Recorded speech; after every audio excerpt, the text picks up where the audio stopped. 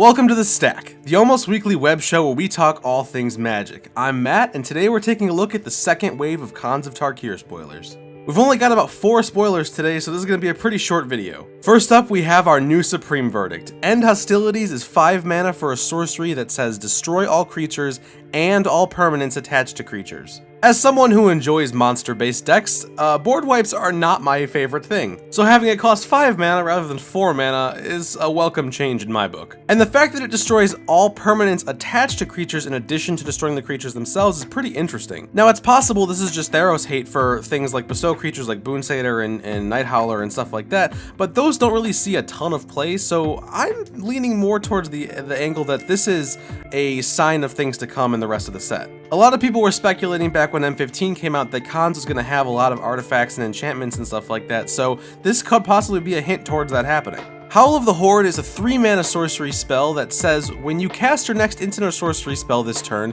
copy that spell. You may choose new targets for that copy.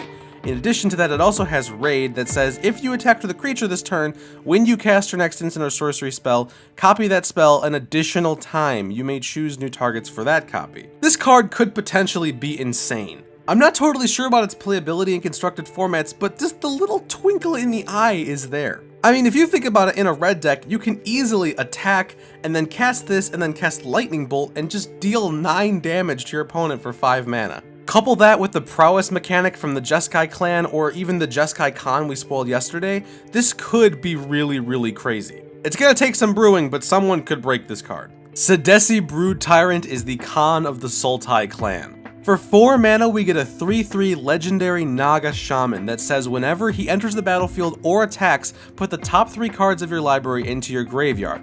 Whenever 1 or more creature cards are put from your graveyard into your library, put a 2/2 black zombie creature token onto the battlefield. Okay, so the first time I read this, like most people, I missed the phrase 1 or more, and I also missed the word creature. So I thought this thing gave you 3 2/2 tokens every time it attacked, and I screamed.